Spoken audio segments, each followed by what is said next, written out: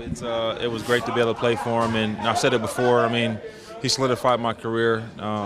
You know, when he got here, people were saying I was done in 13, and to be able to do what I was able to do under his tutelage, and just believing in him, and put my complete trust and confidence in him. He never lied to me one time, and we were able to do some really good things together. So I got a tremendous amount of respect for him and his wife. What Chris was able to do here in this community with his foundation. So many kids were impacted in a positive way. So not only he touched the guys in his locker room and on his team, but he touched his community, which people will never forget. Yeah, what was that like when he calls you in and says, "Okay, now we're moving you to the slot," and you're like, "Wait, what?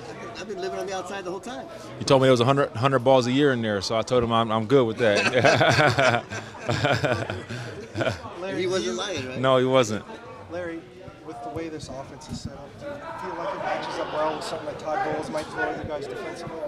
Well, I mean, what they've shown is a lot of pressure, and as long as we try to get the ball out of our hands quickly, I think it will be good to get our athletes matched up in space. Obviously, they do a really good job in the run game, and number 2 in the country. Stopping the runs.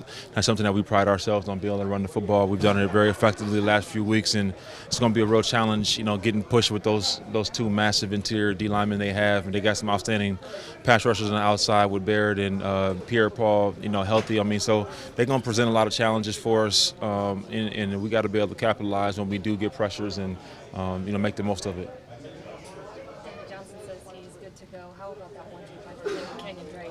Well, I think David's still, probable. I don't know if he's going to be able to play yet. I know he's confident, but still that's a decision that has got to be made on Sunday. We never like to show our hand. He didn't practice much today. So, we still got some things we got to work through. Yeah. Hey, Larry, how creative is Cliff Kingsbury from an offensive perspective? I mean, there's new stuff in every single week, and, new designs, new ways to get his playmakers involved. And, he's constantly working on, improving what we're already doing, making what we're doing more effective.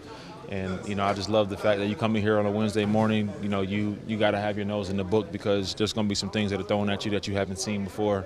And so I just love the mental challenge of, being able to digest what he has up his sleeve every week. Have you had a coach who's putting that much new stuff every week? I don't like to compare coaches, man. I mean, every coach is unique in their own way, but coach does a good job, mixing things in, run, pass, screen games. I mean, he does a lot of innovative things, and it brings a lot of excitement. When it comes to BA, what makes him such a player's coach? I mean, players just seem to love him, and he has so much swag. What is it about that?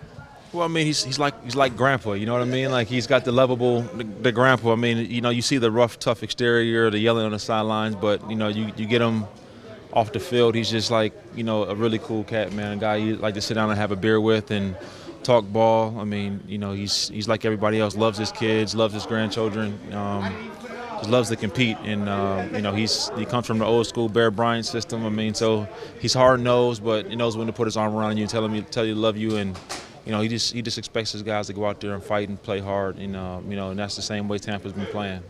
But he seems to be very honest, straight up. You know where you're coming from. Yeah, there's never any time where you don't know exactly where you stand, and if there's some question about it, you can go ask him and he'll tell you, and you appreciate it as a man.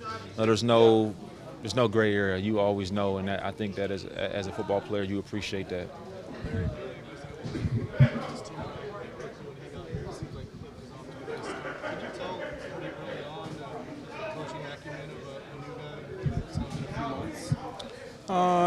No, I wouldn't say I'm any expert at coaching acumen. I would probably suck as a coach myself, but there's so many different styles of coaching. More regimented. You look at Bill Belichick and how structured his program seems to be.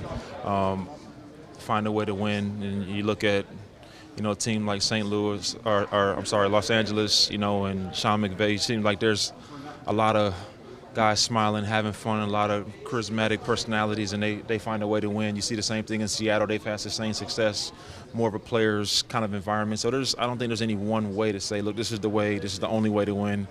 I mean, it really comes down to, the guys in the jerseys, playing. I mean, you could draw everything up you want in terms of designs or blitzes, but you need the horses to go out there and execute it.